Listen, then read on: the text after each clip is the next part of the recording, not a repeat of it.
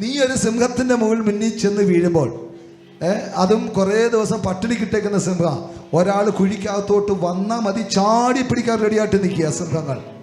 അപ്പം നീ താഴോട്ട് ചെല്ലുമ്പോൾ സിംഹം പെട്ടെന്ന് പ്രഖ്യാപിക്കുകയാണ്, ഞാനൊന്നും തിന്നത്തില്ല, ഒന്നും കുടിക്കത്തില്ല, 30 ദിവസം ഉപവാസം.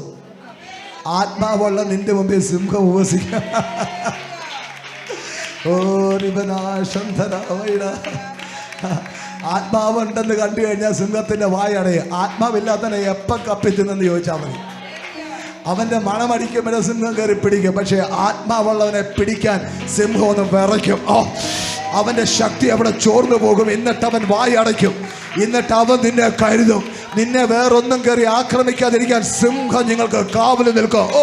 പരിശുദ്ധാത്മാവ് വന്നാൽ, എൻ്റെ അടുത്ത് ദൈവത്തിന്റെ പരിശുദ്ധാത്മാവ് ദൂത് പറയുന്നു, ആത്മാവുള്ളവനെ പ്രൊട്ടക്ട് ചെയ്യാൻ ദൂതന്മാരുടെ ഗണങ്ങൾ ഇറങ്ങും. ദൂതന്മാരുടെ കൂട്ടം നിനക്കും നിന്റെ കുടുംബത്തിന് ചുറ്റുമായി പാളയം ഇറങ്ങുമെന്ന് ഇന്ന് പാൽക്കാല ദൂത് പറയുക.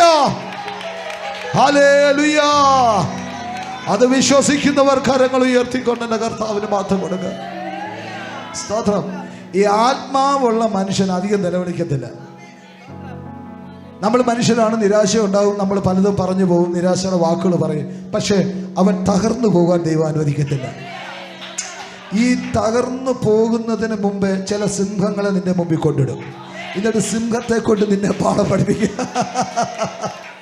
മനസ്സിലായവർ കരകൾ ഉയർത്തി ദൈവത്തിന് മാത്രം കൊടുത്താട്ടെ. ഇവിടെ തിന്നാൻ വരുന്ന സിംഹം നിന്നെ ചില പാഠം പഠിപ്പിക്കും. കണ്ടോടാ, നിന്റെ അകത്ത് ആത്മാവുള്ളത് കൊണ്ടാണ് എൻ്റെ വായടഞ്ഞു പോയത്. സ്തോത്രം. ശത്രു നിന്നെ പാഠം പഠിപ്പിക്കുന്ന, നിനക്ക് ചില നല്ല വഴികൾ പറഞ്ഞു തരുന്ന സീസൺ തുറക്കുന്നുവെന്ന് ദൈവത്തിന്റെ പരിശുദ്ധാത്മാവ് ദൂത് പറയുന്നു. അത് സ്വീകരിക്കുന്നവർ കരങ്ങൾ അടിച്ച് എൻ്റെ ദൈവത്തിന് മഹത്വം കൊടുക്കുക. ഹല്ലേലൂയ.